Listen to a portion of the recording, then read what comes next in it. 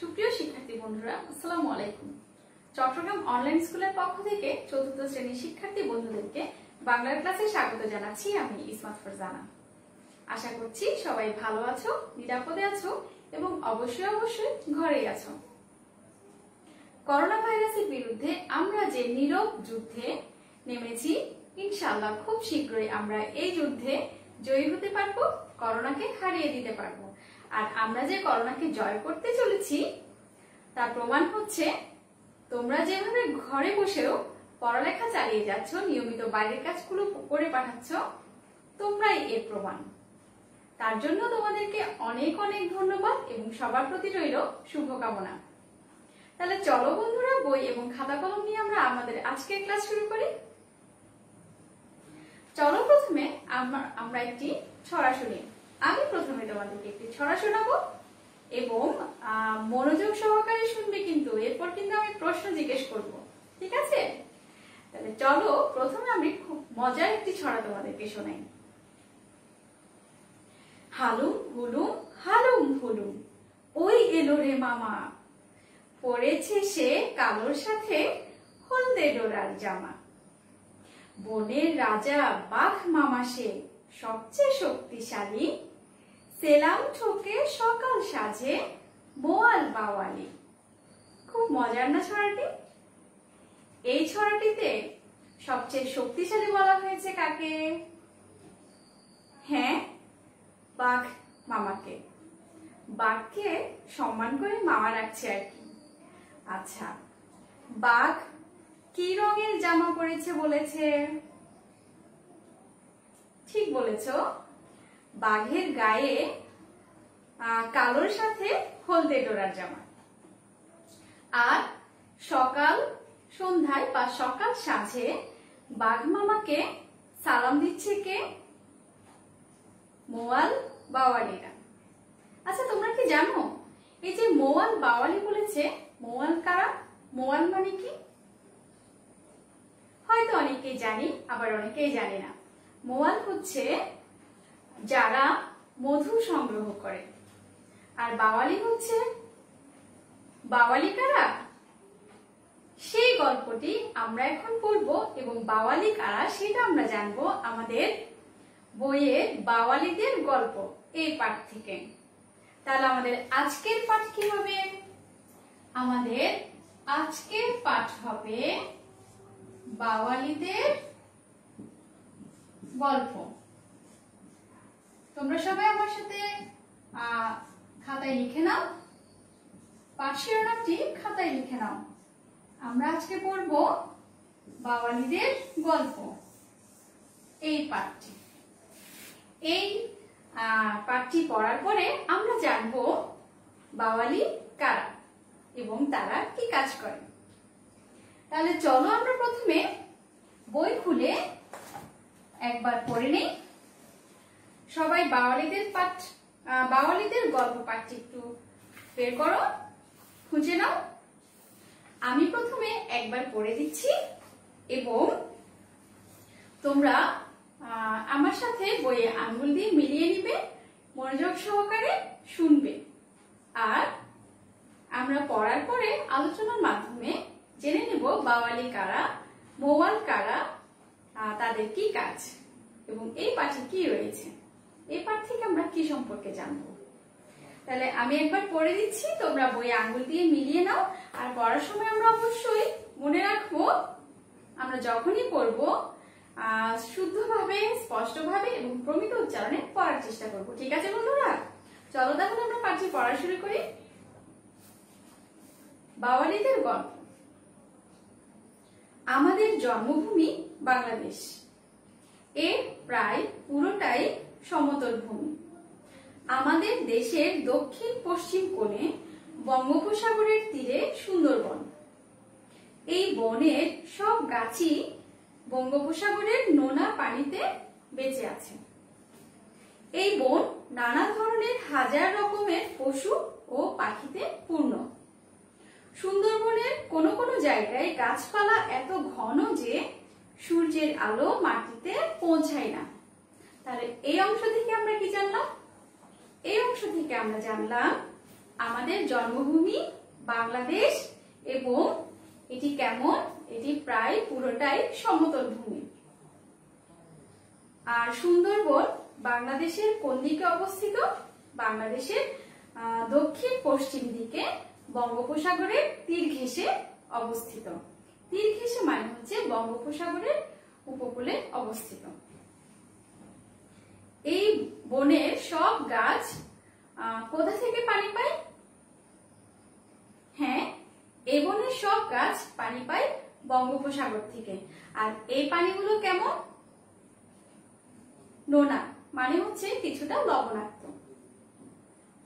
এই বনে আর কি কি রয়েছে? এই বনে রয়েছে হাজার রকমের পশু ও পাখি এবং সেই সাথে কিন্তু গাছপালাও রয়েছে।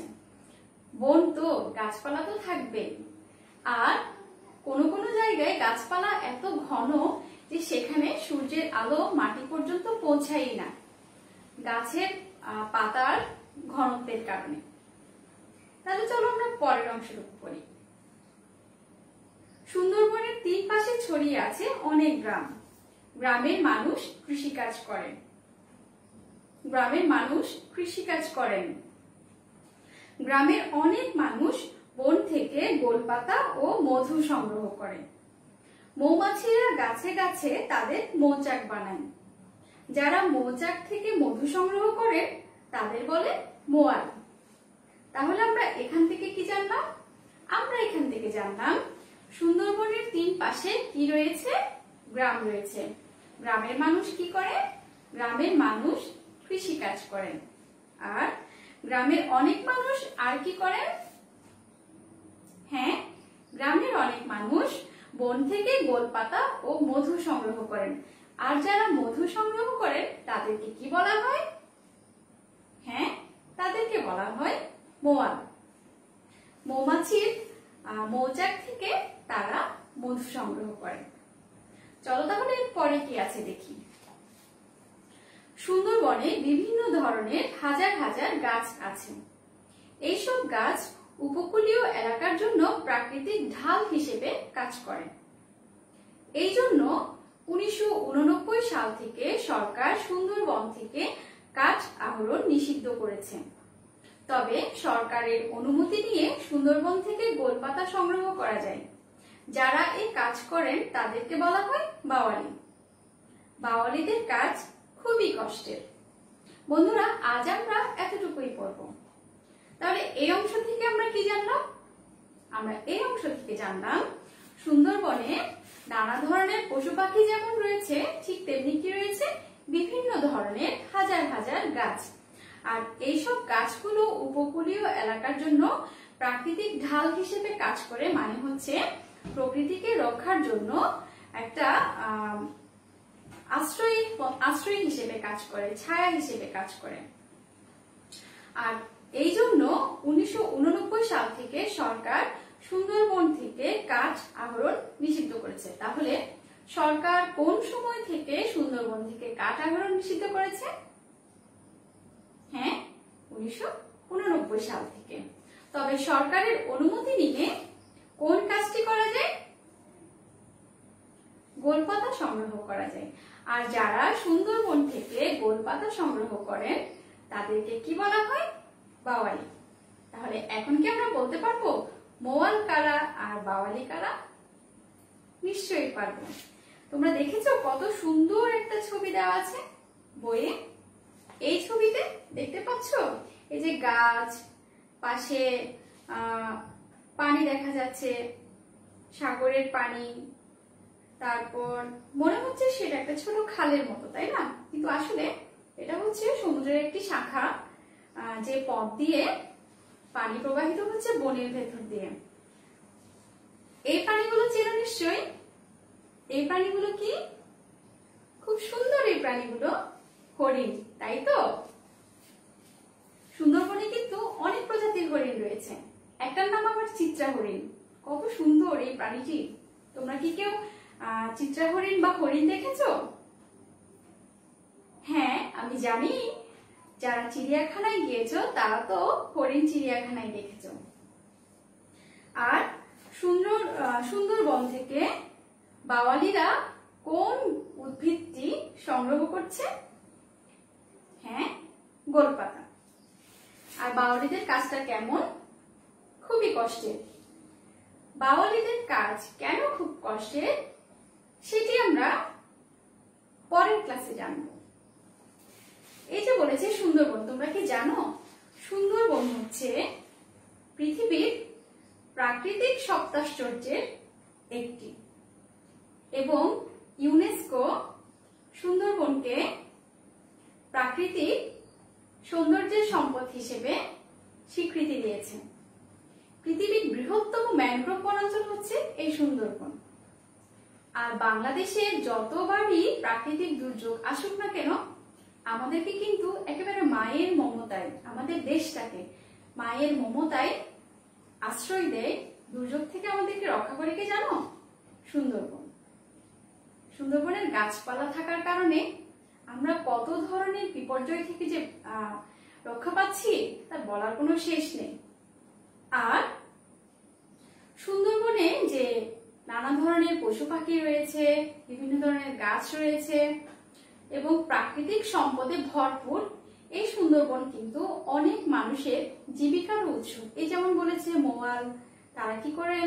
মৌয়াল কি করেন? মৌয়াল মৌচাক থেকে মধু সংগ্রহ করেন। বাওয়ালিরা কি করছেন? বাওয়ালিরা গোলপাতা সংগ্রহ করছেন। নিশ্চয়ই তারা সেই গোলপাতাগুলো মধু সংগ্রহ করে সেই মধুগুলো বাইরে বিক্রি করছেন। তাদের বিক্রয় করার পরে অর্থ উপার্জন করছেন এবং সেটা দিয়ে হয়তো অনেকের পরিবার চলছে, অর্থাৎ অর্থ উপার্জনের একটা পথ। তাহলে সুন্দরবনের উপর আমরা কতভাবে যে নির্ভর করি তার কোনো শেষ নেই। তাহলে আমরা আজকে সুন্দরবন সম্পর্কে কিছু তথ্য জানলাম, মৌয়াল এবং বাওয়ালি সম্পর্কে কিছু তথ্য জানলাম। পরবর্তী ক্লাসে আমরা আরো অনেক তথ্য জানবো। আজকে আমরা এতটুকুই পড়লাম। চলো তাহলে আমরা এই পাঠ থেকে কিছু নতুন শব্দ খুঁজে বের করি, যেগুলোর অর্থ আমরা জানবো। তোমরা কিছু নতুন শব্দ খুঁজে পাও কিনা দেখো। আমি কিছু শব্দ তোমাদের জন্য আগে থেকে তৈরি করে এনেছি, যেহেতু আমাদের সময় কিছুটা কম থাকে। আমি তোমাদেরকে প্রথমে সেগুলো দেখাই, সেই তোমরা অন্য কোনো শব্দ, কোন কোন শব্দগুলো খুঁজে পাচ্ছ সেগুলো খুঁজে বের করো। আমি তোমাদেরকে দেখাই কিছু শব্দ আমি তোমাদের জন্য তৈরি করে এনেছি। আমরা এখন তাহলে কি জানবো? আমরা এখন জানবো কিছু শব্দের অর্থ। শব্দের অর্থ চলো একবার সবাই একসাথে দেখি। জন্মভূমি। আমরা এখানে যে শব্দটি পেয়েছিলাম, আমাদের জন্মভূমি বাংলাদেশ। তাহলে জন্মভূমি মানে কি? জন্মভূমি শব্দের অর্থ হচ্ছে যে ভূমিতে বা দেশে জন্মগ্রহণ করে, যে ভূমিতে বা দেশে জন্মগ্রহণ করে। আর আমরা কোন দেশে জন্মগ্রহণ করেছি? বাংলাদেশ। তাহলে আমাদের জন্মভূমি কোন দেশ? বাংলাদেশ। এরপর রয়েছে সমতল ভূমি। সমতল মানে হচ্ছে সমান, অর্থাৎ উঁচু নিচু নয় এমন। তাহলে সমতল ভূমি মানে কি হবে? উঁচু নিচু নয় এমন ভূমি বা স্থান। সমতল ভূমি মানে, আমি আবার বলে দিচ্ছি, উঁচু নিচু নয় এমন ভূমি বা স্থান। এরপর রয়েছে কৃষিকাজ। কৃষিকাজ মানে হচ্ছে চাষাবাদ। কৃষিকাজ মানে কি? চাষাবাদ। সংগ্রহ। সংগ্রহ শব্দের অর্থ হচ্ছে জোগাড় বা আহরণ করা বা সঞ্চয় করা। যে কোনো একটা লিখলেই হবে। আমি এখানে লিখলাম জোগাড়। তাহলে সংগ্রহ শব্দের অর্থ কি? জোগাড়। মৌয়াল। মৌয়াল মানে হচ্ছে মধু সংগ্রহ যার পেশা। মৌয়াল মানে কি? মধু সংগ্রহ যার পেশা। বাওয়ালি। বাওয়ালি মানে কি? বাওয়ালি মানে হচ্ছে গোলপাতা সংগ্রহ করে যারা। সুন্দরবন থেকে যারা গোলপাতা সংগ্রহ করে তাদেরকে কি বলা হয়? বাওয়ালি বলা হয়। এখন নিশ্চয়ই আমরা এই শব্দগুলোর অর্থ বলতে পারবো। আর যদি এর বাইরেও কোনো শব্দের অর্থ তোমাদের বুঝতে অসুবিধা হয়, তাহলে আমরা সেই শব্দটি আমাদের বইয়ের পেছনে যে শব্দকোষ রয়েছে সেখানে খুঁজে পাই কিনা দেখবো। আর যদি সেখানেও না পাই তাহলে আমাদের বাসায় যদি বাংলা অভিধান থাকে তাহলে আমরা সেখান থেকেও শব্দটি খুঁজে নিতে পারবো। তাহলে আমরা শব্দের অর্থ জানলাম, তোমরা লিখে নিয়েছো নিশ্চয়ই এতক্ষণে। এবার চলো আমরা কিছু শব্দের সমার্থক শব্দ জানবো। কিছু শব্দের সমার্থক শব্দ। আমি কিছু শব্দ তোমাদের জন্য আগে থেকে তৈরি করে নিয়েছি, সেগুলো তোমাদেরকে দেখাই। এই পাঠ থেকে খুঁজে পেয়েছি এমন কিছু শব্দের সমার্থক শব্দ আমরা এখন জানব। সাগর। সাগর শব্দের সমার্থক হচ্ছে সমুদ্র। সাগর শব্দের সমার্থক শব্দ কি? সমুদ্র। নোনা। নোনা এর সমার্থক শব্দ হচ্ছে লবণাক্ত। নোনা এর সমার্থক শব্দ কি? লবণাক্ত। পানি। পানি এর আরেকটি সমার্থক শব্দ হচ্ছে জল। পানি এর সমার্থক শব্দ জল। আলো। এই শব্দের সমার্থক শব্দ হচ্ছে কিরণ। আলো শব্দের আরেকটি সমার্থক শব্দ কি? কিরণ। মাটি এর আরেকটি সমার্থক শব্দ হচ্ছে মৃত্তিকা। মাটি এর সমার্থক আরেকটি শব্দ কি? মৃত্তিকা। গাছ। গাছ শব্দের আরেকটি সমার্থক শব্দ হচ্ছে বৃক্ষ। গাছ এর সমার্থক বৃক্ষ। আমি প্রতিটি শব্দ দুবার করে পড়ে দিয়েছি যাতে তোমাদের বুঝতে অসুবিধা না হয়। তোমরা নিশ্চয়ই এতক্ষণে এই শব্দগুলো লিখে নিয়েছো। তাহলে আমরা কি কি জানলাম? আমরা এই পাঠ থেকে সুন্দরবন সম্পর্কে কিছু তথ্য পেলাম, মৌয়াল কারা, বাওয়ালি কারা সেটা জানলাম। আর কি জানলাম? কিছু নতুন শব্দের অর্থ জানলাম এবং কিছু শব্দের সমার্থক শব্দ জানলাম। আমরা পরবর্তীতে সুন্দরবন সম্পর্কে আরো অনেক তথ্য জানবো। যেহেতু আমাদের সময় শেষের দিকে, এবার চলো আমরা বাড়ির কাজ কি থাকবে সেটা জেনে নেই। আমাদের বাড়ির কাজ থাকবে নিচের প্রশ্নগুলোর উত্তর লেখো। নিচের প্রশ্নগুলোর উত্তর লেখো।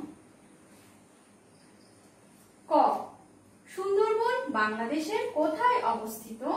সুন্দরবনের গাছপালা কোথা থেকে পানি পায়? নিশ্চয়ই আমরা এই প্রশ্নের উত্তর সবাই বলতে পারবো। আমরা এখন জানি সুন্দরবন বাংলাদেশের কোথায় অবস্থিত? হ্যাঁ, দক্ষিণ পশ্চিম কোণে।